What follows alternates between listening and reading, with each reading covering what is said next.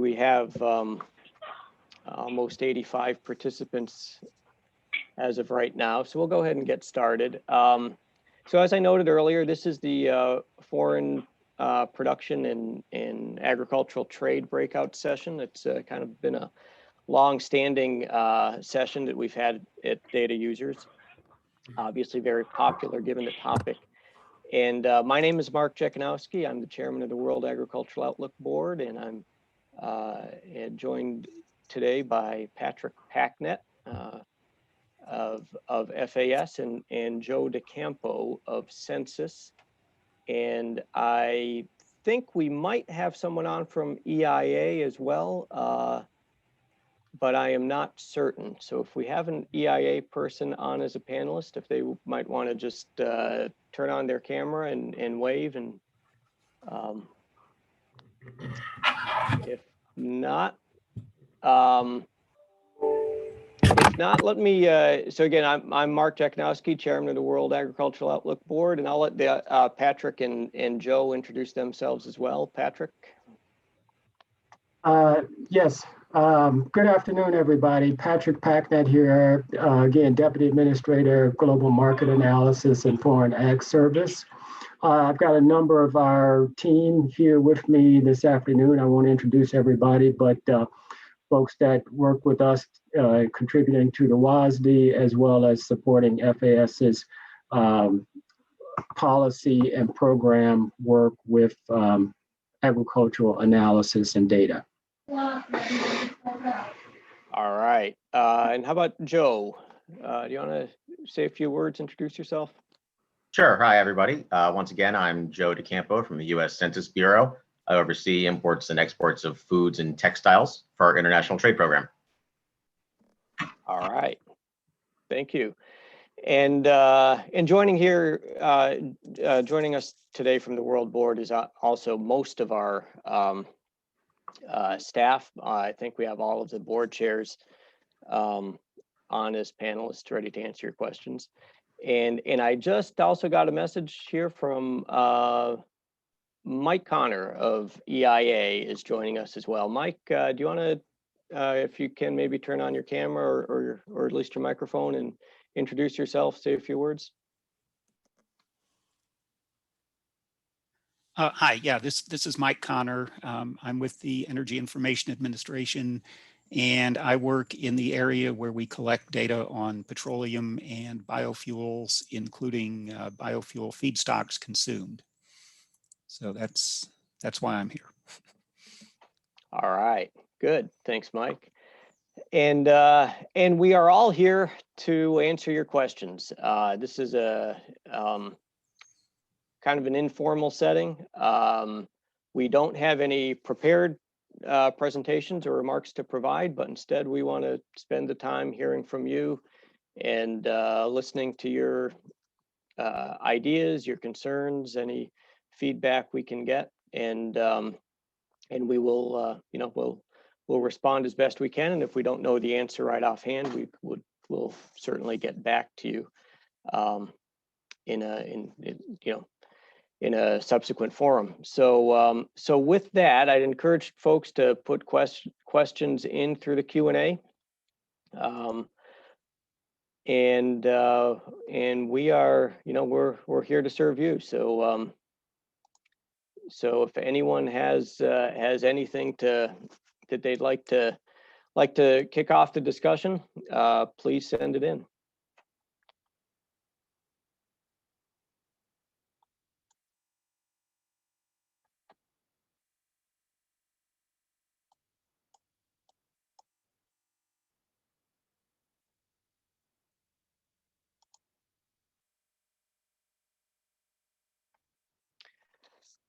And I see we've got a few questions coming in as just people continue to type away. First question here in the Q&A, I think this one would go to Keith Menzie, if you're on. What led to the decision to start reporting global soy meal balance sheets in dual form? One including China data and one not? I'm not sure I quite understand that, Mark. Yeah, I'm not sure.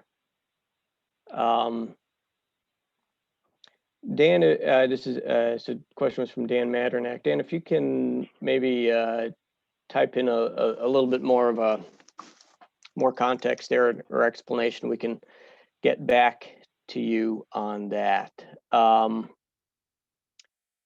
Here's a question possibly for Joe, from Ken Lovett. Will there be a new HS tariff code to track renewable diesel?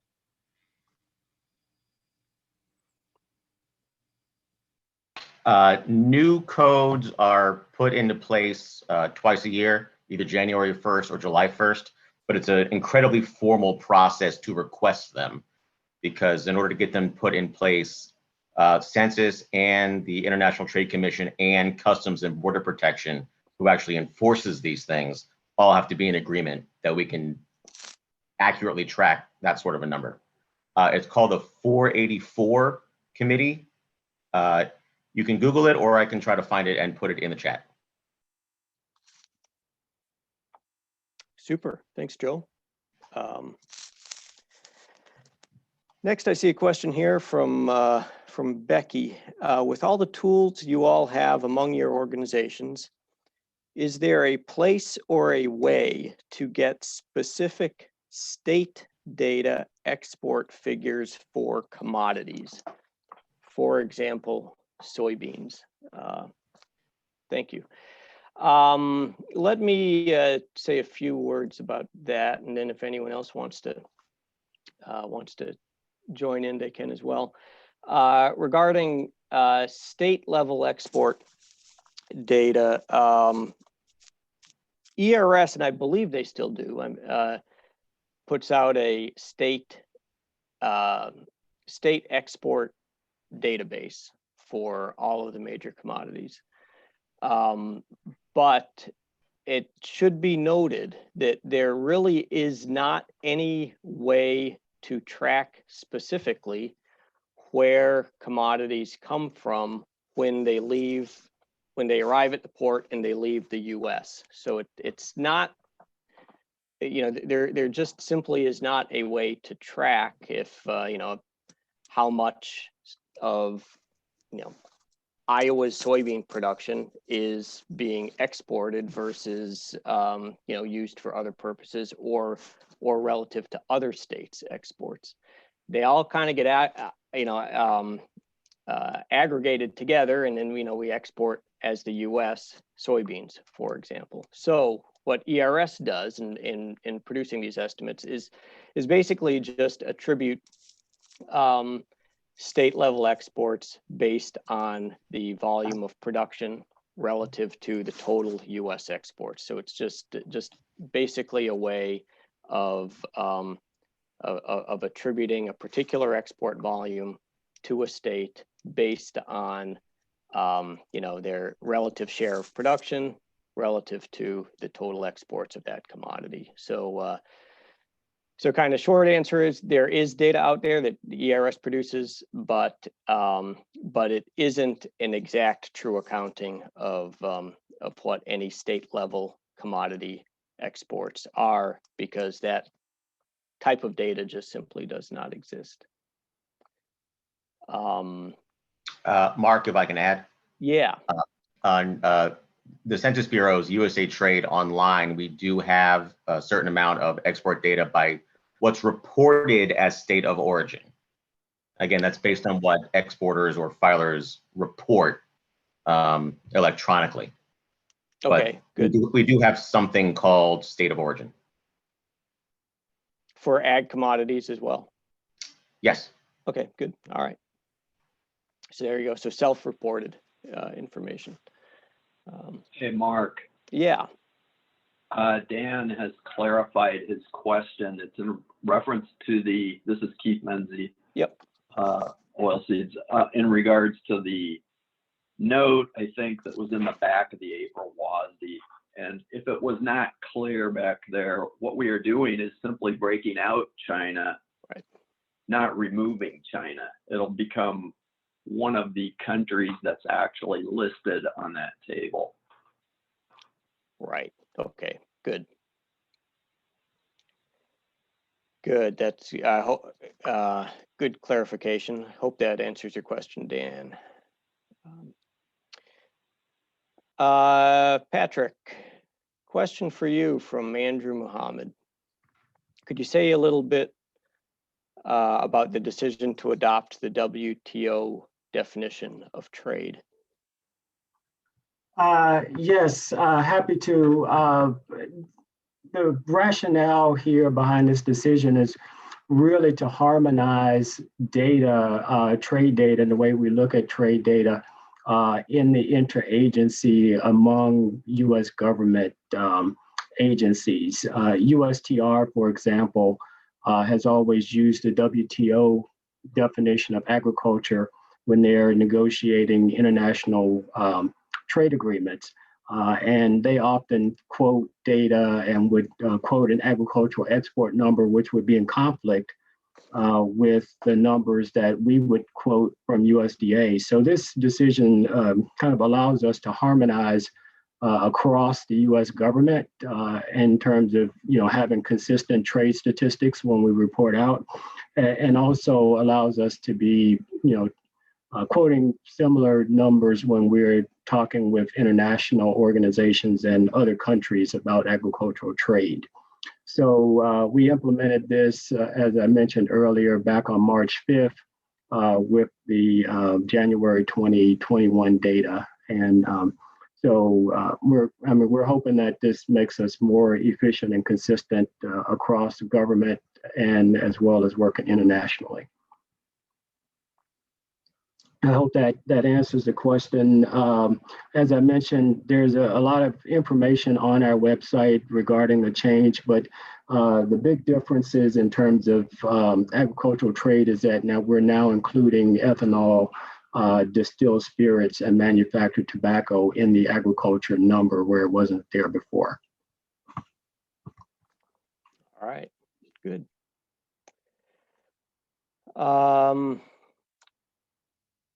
Let's see, I'll just sort of toss this one out to the panelists. Very open-ended question. What trade trends do you predict in 2021?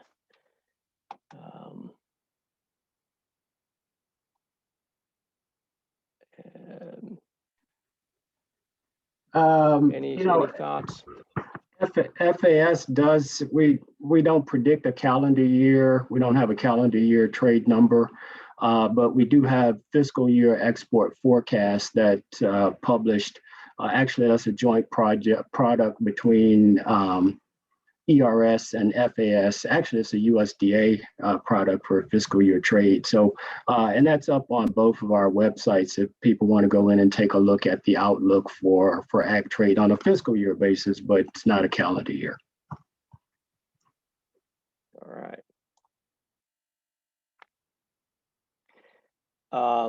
So in the Q&A, a quick follow-up again to my to the question about state exports and my reference to ERS. I see Eric Dolman from ERS mentions that there might be a new methodology. So if it might be helpful if Eric or if anyone else from ERS is able to maybe put a link in the chat to the ERS state export data and any documentation about the methodology. I think that would be helpful to shed a little bit more light onto how those estimates are arrived at.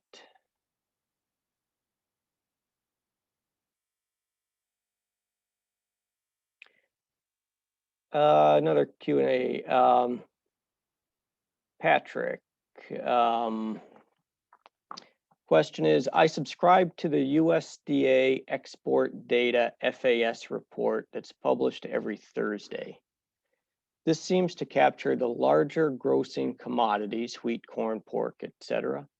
but is there a report available that publishes data on other export commodities, specifically lumber? Unfortunately not. I think the question is referring to our U.S. export sales report.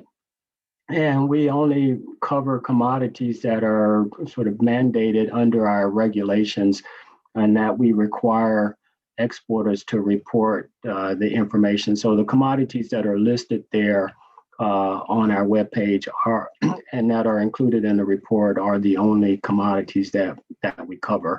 And so no lumber and no even other ag commodities that aren't specified, unfortunately. All right. And I'll note that we have questions coming in both on the Q&A and in the chat. And so right now I'm mainly looking at the Q&A, but if any of the other panelists want to monitor the chat, if anything in there is it is worth giving a verbal response to, just jump right in.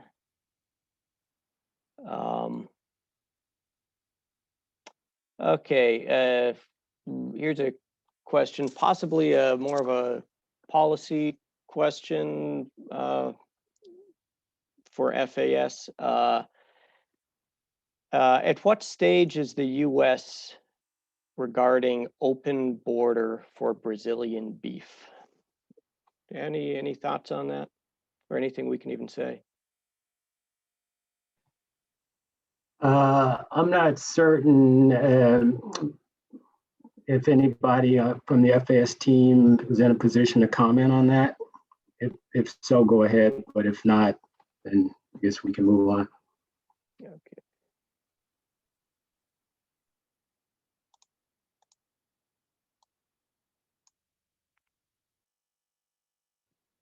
All right.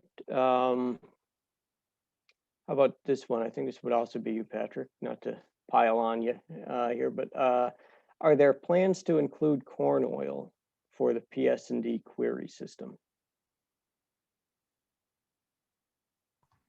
I'm going to defer to some of my folks in GCAT. I don't believe that corn oil is a covered commodity in the PS&D or in the WASD, but so we wouldn't have the data on it. But if anybody wants to correct me on that if I'm wrong, please go ahead. This is Yunhee Maki. I'm cross-grain analyst, and we do not have a plan to separate corn oil or build a corn oil PS&D.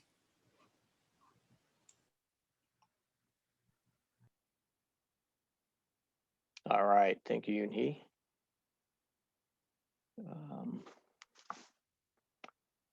Let's see, scrolling through here, hoping to not miss anything. Where was I?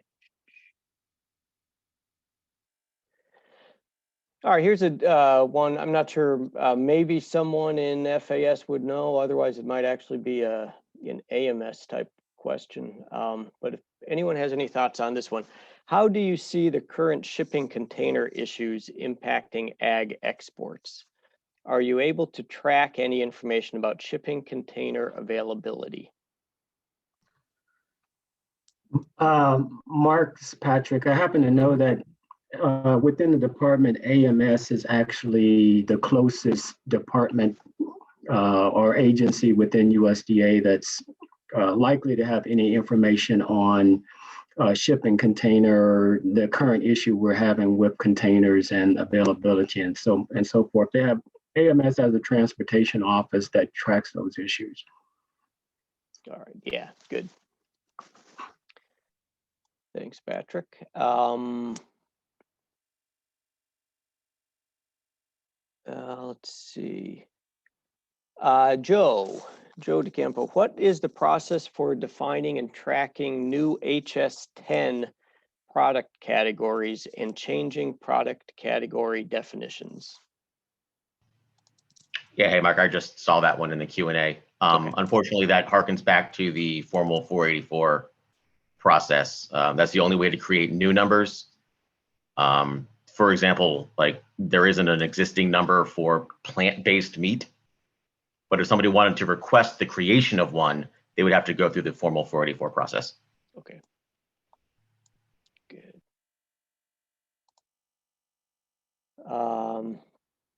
All right, here's a question for, I guess this would go to Keith. Keith Menzie, another one from Dan Matternack. On what basis did USDA raise December 1 soybean stocks by 14 million bushels? Was that solely due to March 1 stocks coming in higher than expected, or were there other reasons? That probably is not probably, that's a question for NASS. There's a stock session. Is that on now, Mark? It's on right I'm not now, sure. I think. Yeah. Yeah, you might want to jump over and ask that question there, and then come back and tell me the answer. Good. All right.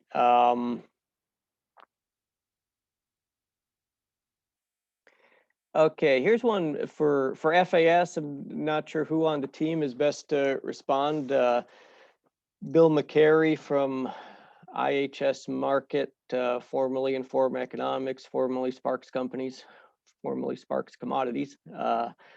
Russia attaché has not reported grain and feed in over a year, and last oilseed Russia report was issued April 2020. Could USDA increase major country attaché reports? Okay, Mark, I can try to respond to that one, and anybody from my team who wants to add can add. But you know, we have not had the regular reporting that we would normally get from Russia because of our coverage there or lack of coverage. We've had some sort of diplomatic issues with Russia in getting our attachés into the country. So that's sort of hampered our coverage and our ability to report. And not only that, you know, we've had a lot of, you know, some issues with COVID in terms of getting our attachés in country in many cases, and that's in a lot of cases hampered our ability to supply some of the regular attaché reporting that we would normally. So we're aware of the situation. We're doing everything that we can to provide as best coverage as we can. But at the moment, you know, that's one area where we're struggling a little bit. And I can add in there, Patrick, this is Lindsay Cabrera from FAS. Both of those reports are in development, so they should be published in the next few weeks. But as Patrick acknowledged, we have a smaller staff, so things taking a little bit longer than in past years.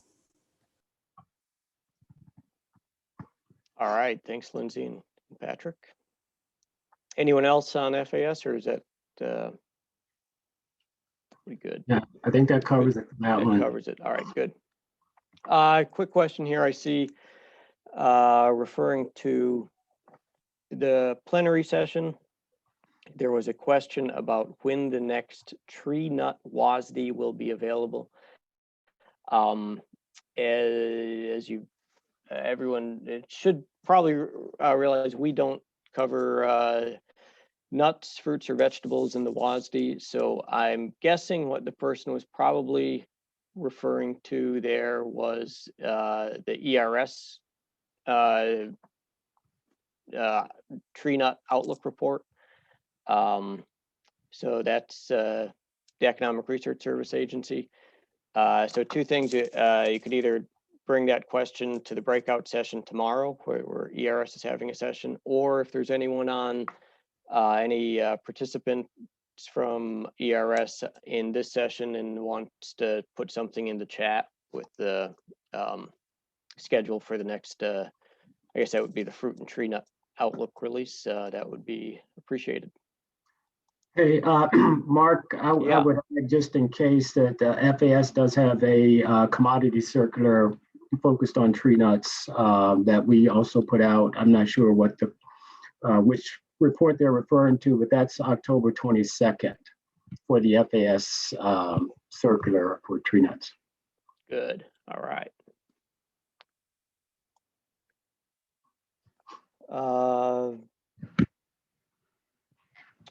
Here's a question on, again, for FAS, daily and Thursday cumulative private exporter report sales activity announcements. It's kind of a statement, but I think there's clearly a question embedded in there. It seems that we have a lot more unknown sales. Anyone want to give some perspective to that?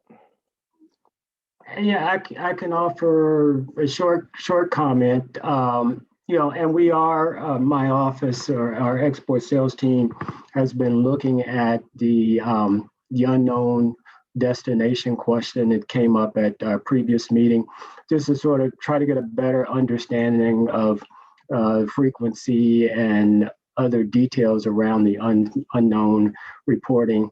It seems that perhaps maybe it's picking up of late and we kind of want to look at it and understand what's going on. But I don't doubt the statement that perhaps there is more unknown.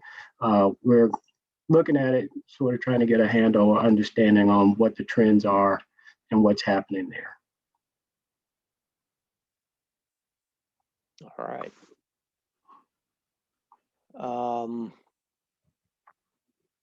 Let's see, here's another pretty open-ended question that I'll toss out to the panelists. If anyone has any insight they'd like to share, from Gary Blumenthal. All kinds of new variables developing in agriculture, including alternative meat, carbon standards, animal welfare, organic, etc. Any thoughts or planning in terms of statistical tracking of evolving new products and standards? I'll just start off by noting at this point we don't have any plans to include alternative meat in the WASD or in any of that, but certainly these are trends that impact what consumers purchase. They impact prices and markets, and something that we need to think about. Anyone else on the panel have any thoughts to share?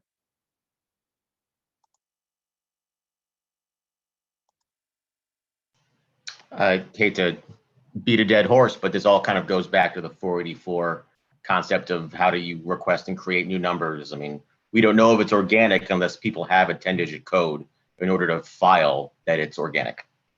Otherwise, we just can't know. I can add on organics. There are a small number of organic trade codes, a lot of them in the horticultural area that have been created, and we do monitor and track those. As the industry, as Joe was just mentioning before, as the industry finds a need for additional codes, we often work with them to kind of help them put together information for the 484 process. We're involved in doing some of that to help create the organic codes that are out there. It's really kind of driven by, a lot of this is driven by industry and as trade develop and the need develops. Thanks, Patrick.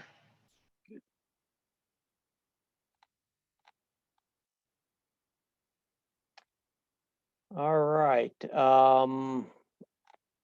I'm looking through, I think we made it through all of the questions in the Q&A. Oh, wait a minute, here's another one from Dan Matternack just came in. This one would probably go to Shale if he's on. In the April WASDE, second quarter hog prices are now forecast at $77, 45% higher than forecast for second quarter in January. Yet pork output lowered less than 1% from January estimate. Why were hog prices so badly underestimated? Shale, are you on? Do you have? I am on, yes. Part of the issue was that when we originally looked at the data and saw what we assumed to be the level of pork and what we assumed to be demand conditions, we didn't think that what the futures price was showing earlier in the year warranted that kind of an increase. But as the prices continued to move upward, we reevaluated our forecasts. Good. All right. More questions? Keep them coming in. I think as of right now, we're all caught up in the Q&A. I see a bunch of questions in the chat, if any, but some of them might be responses. Again, other panelists, if you want to take a look through the chat and see if anything anything in there is a question that we should address to the group, that would be great.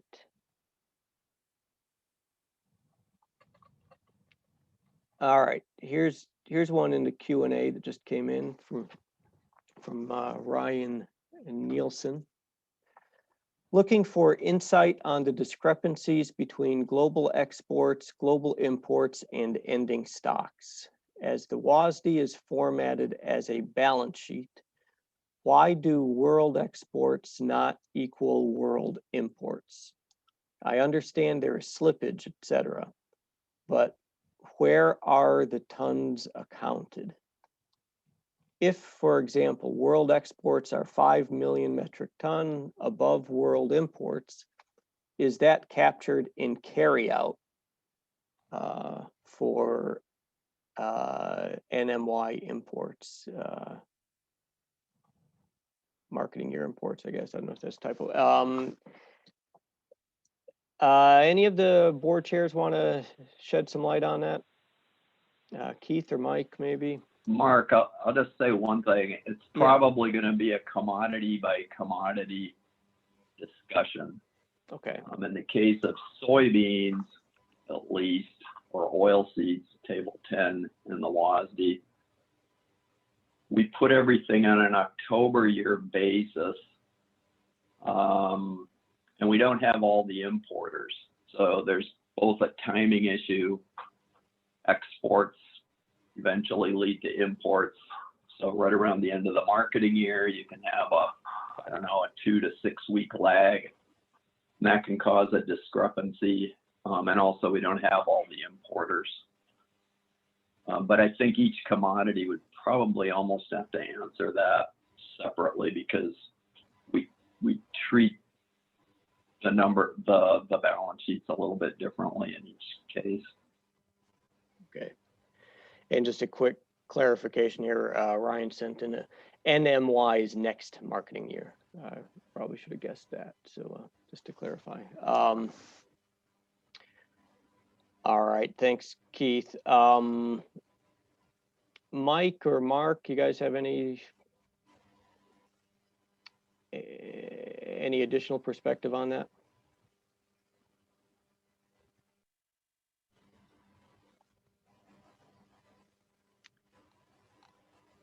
All right.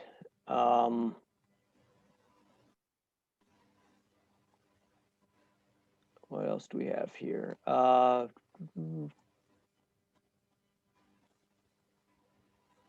Here's a kind of more of a response that maybe refers back to some of the earlier question from Gary Blumenthal regarding major changes in markets and trends and whatnot. But one of the participants just also put this in the comment section that I believe WCO, I'm not sure what WCO is introducing a new code for edible insects with the 2022 HS code updates. So,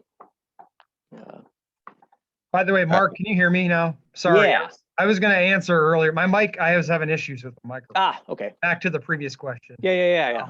Sorry about that. No problem. You could have just walked across the hall. I come in your office.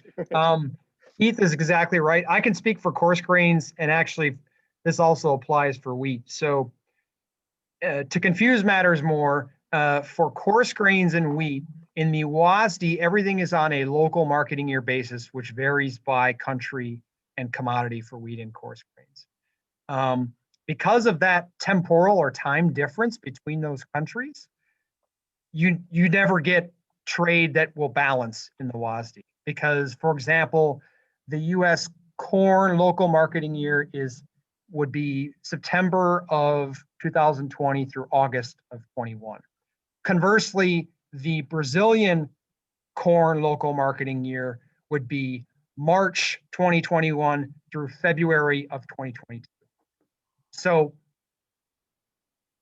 those numbers don't align temporally in the WASDE. Now, all that said, I would invite you to look at the FAS trade circular puts corn trade, coarse grain trade, wheat trade, all on the same temporal basis. For wheat, it's July, June. For coarse grains, it's October. So part of addressing that difference, why does that occur? A, is timing. B, there are also, as Keith pointed out, countries that aren't in the databases, and or just slippage between data sources. They don't never align perfectly. And so I should also mention that for coarse grains and wheat, we assume at the global level that trade balances, right? So you could ask yourself, well, how do you reconcile the fact that trade should balance? So what we do at the global level is we take the difference between local marketing year exports and imports, whether it's a positive or negative number, and we add that back into world level consumption on the assumption that in a theoretical world, global trade balances. That's how we reconcile. So I think that kind of covers that question. Yeah, On the good. wheat and coarse grain side. Good. Thanks, Mike. And Ryan, I hope that helps to answer your, increase your understanding of that issue. I said thank you. Very good. Also, quick clarification here regarding the question about insect HS codes. WCO is World Customs Organization. So they are the ones who control the first 6 digits of the HS trade codes. All right, so there you go. More questions. I think we've made it through the entire list of those that were submitted into Q&A. So if you have more, keep them coming in.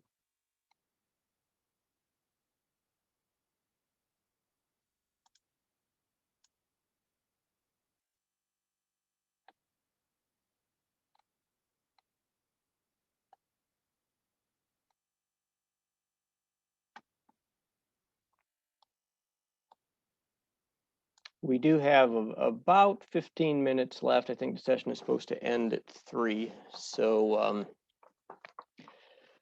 presumably no harm in ending early if we've answered all your questions. But on the other hand, if you have anything that that you'd like us to address, now is your chance.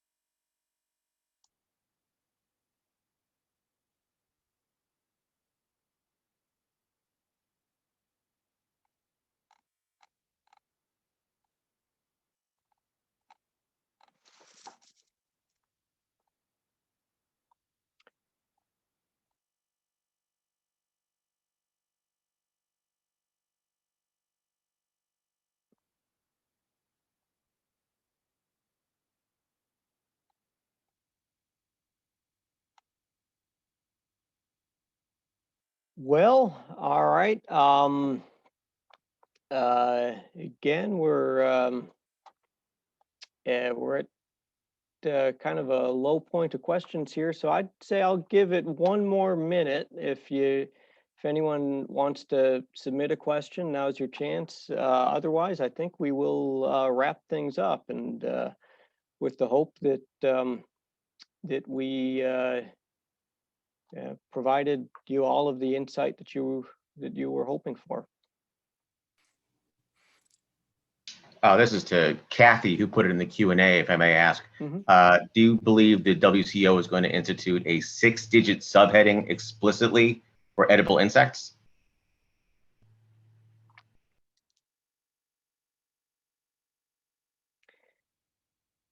Yeah, so Kathy, I don't think participants have the ability to respond verbally, but if you can put something in the chat or the Q&A, then we can share your answer with the rest.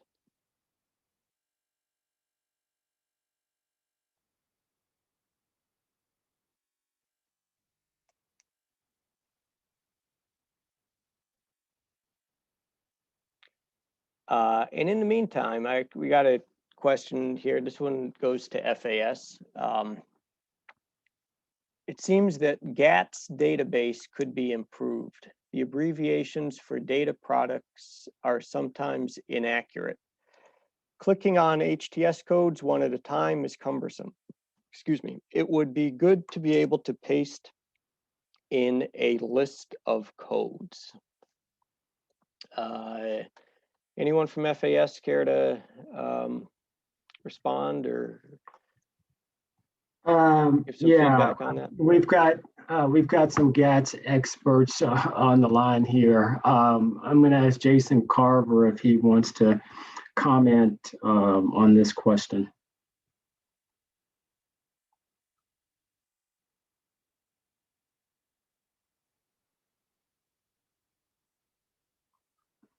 And maybe take a moment to get him queued up.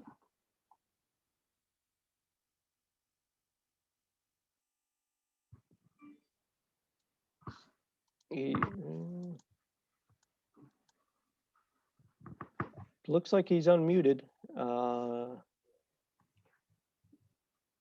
I'm not sure if he's having some technical difficulties there.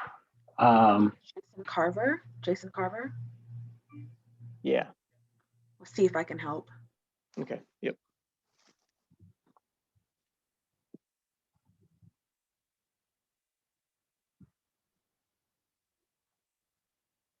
And in the meantime, I'll just note here in the Q&A that Kathy responded, yes, exactly. I believe WCO is implementing a new 6-digit code for edible insects.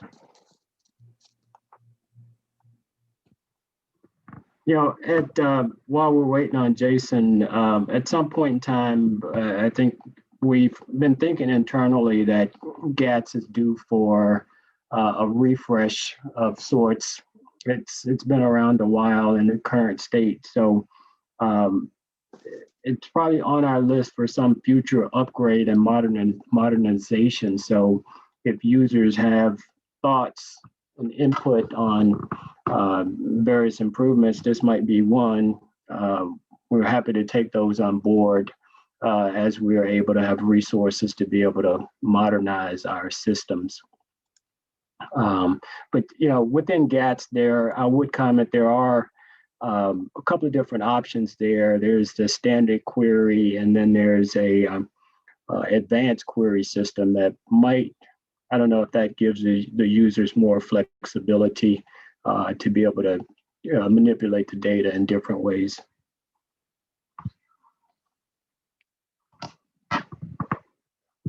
All right. Trying a couple of options with Jason. Just bear with me a moment, please. Okay.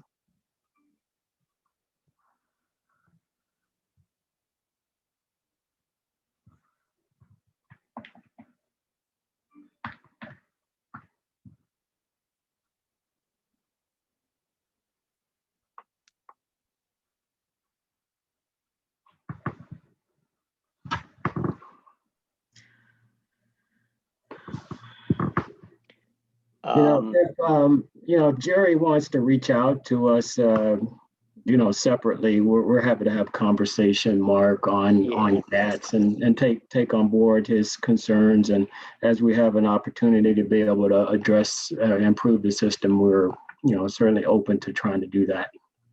Right. All right. And in the meantime, another question came in here. I'd probably ask either Keith or Mike, or maybe both, to respond. Is USDA obligated to honor China's supply, demand, stocks, exports, etc. data, I presume, even when export sales year to date already exceed their own import estimates? I think that's a corn question, Mark. Yeah. It's probably. Dan, I assume you're referring to the total commitments for U.S. corn exports to China of just over 23 million tons. Part of the thing that I would note about that, first off, from a data source perspective, at the end of the day, we adopt what China Customs said they imported for corn, not the U.S. export sales number. So there can be differences between countries. There are for major U.S. markets such as Japan and Mexico, for example, between U.S. Census Bureau data and export sales data. Obviously, the U.S. Census Bureau data is higher. But I would say the key component too is our current 24 million ton import forecast. It reflects the fact that you've done a little over 9 million tons of imports according to China for the October through February period. And to meet our 24 million ton forecast, you basically have to do a little over 2 million tons a month from March through September. So we use export sales as an indicator, but remember there's a lot of those sales that still have not shipped yet. All right, good. Thanks, Mike. Jason has rejoined. Jason, can you see if your audio is working now? No? Yeah, Mark, I am unsure what's happening with Jason's audio. Yeah, I think we probably satisfied the question, at least temporarily. So we can move on, I think. Yeah, okay. You see one last question here. Oh, wait a minute, it just went away.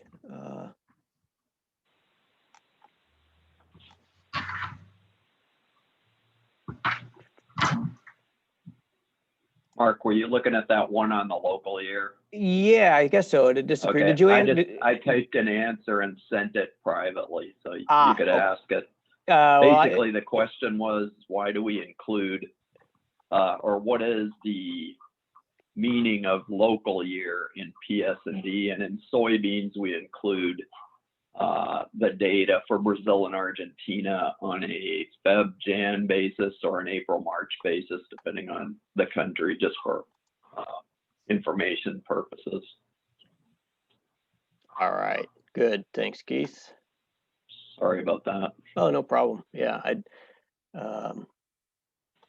didn't realize the question disappeared. Well, yeah, right. Neither did I. And I was just about to read it and it just went away. And I thought, huh. So, all right. Good. All right. Well, now we are truly coming close to the end of the allotted time here. So if there's any other kind of last burning questions, now would be a good time to send them in. Scrolling through, I think I got all of the them. If any of the other panelists see anything that we might have missed, just give it a shout out.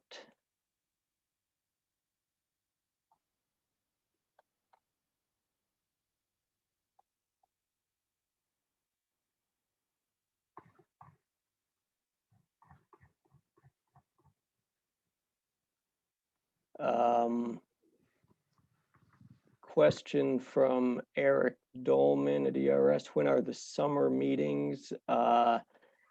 If he's referring to data users, so this happens twice a year, usually April, and then again, the next one would be sometime in October. I don't know at this point if the date has been set with any certainty. NASS are the folks who set these things up. But I would encourage everyone to be on the lookout for the next opportunity to participate in data users sometime, I believe, in mid-October.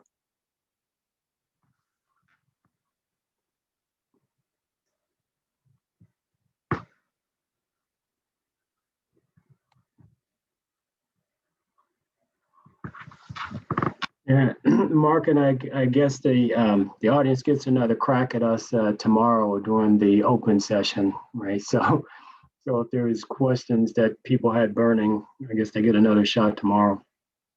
That's right.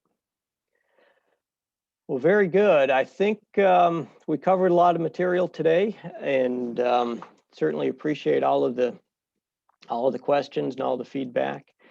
I think we can draw this session to a close, and as Patrick noted, we will see everyone again tomorrow during the open session. And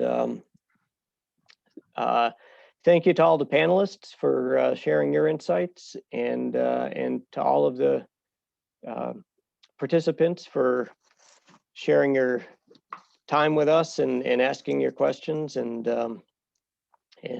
giving us the opportunity to help you better understand what we do here at USDA. So I think with that, I will just close things out and wish everyone a good evening.